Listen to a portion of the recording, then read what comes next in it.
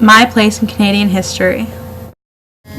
Although I wasn't born yet in the 1950s, my family can still make connections to the creation of the Avro Arrow Air Force plane.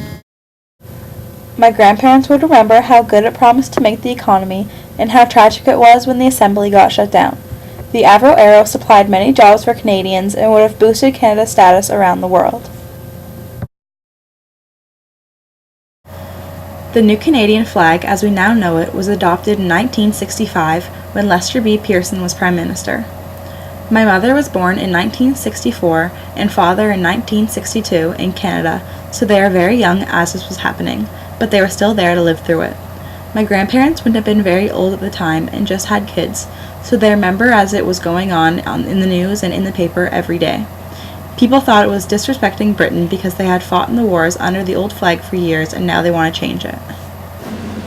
Expo 67 was a general exhibition held from April 1967 to October 1967 in Montreal, Quebec. It was considered to be the most successful World's Fair with 50 million attendees and 62 nations participating. It also set the single-day attendance record with 569,000 visitors on the third day. The fair was originally intended to be held in Moscow to help the Soviet Union celebrate the 50th anniversary of the Russian Revolution, but for various reasons, the Soviets decided to cancel and Canada was awarded it in the fall of 1962, the year my dad was born. The whole world, including my parents and grandparents, would have been watching the event go on TV. The October crisis was a series of events triggered by 2 kidnappings of government officials by members of the Front de Liberation du Québec. This happened in October 1970. My parents would have been 6 and 8 years old. They probably would not have remembered that very well because of how young they were when a government issue was going on, but again, it was definitely something my grandparents remember being there for. The Montreal Massacre at l'École Polytechnique was a mass murder of about 20 girls at l'École Polytechnique, a university in Montreal. One man went into the school, divided a classroom into girls on one side and boys on the other, and proceeded to shoot all the women in the class before shooting himself. This tragic event happened in 1989, so my parents would have been in their mid-20s and would thoroughly remember hearing about it in papers, on the news, etc.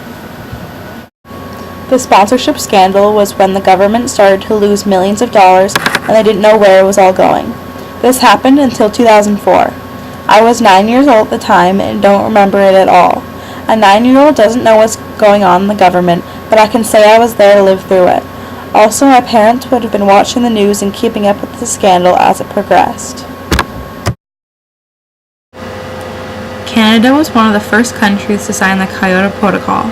The Kyoto Protocol is a protocol to the United Nations Framework Convention of Climate Change, the UNFCCC. They aim to fight global warming. The UNFCCC is an international environmental treaty with the goal of achieving the stabilization of greenhouse gas concentrations in the atmosphere at a level that would prevent dangerous anthropogenic interference with the climate system. In February 2005, Canada, as well as other countries, have signed on after Kyoto, Japan did first in 1997. I was young when this first happened and don't remember it at all, but if I ask my parents about it, I'm sure they remember it well. In July 2005, same-sex marriage became legal in Canada. They were the 4th country to legalize it after Argentina, Belgium, and Iceland. I was 10 years old when it was legalized in Canada, and it wasn't something teachers would talk about in school, so I was never educated about it at the time. Thanks for watching.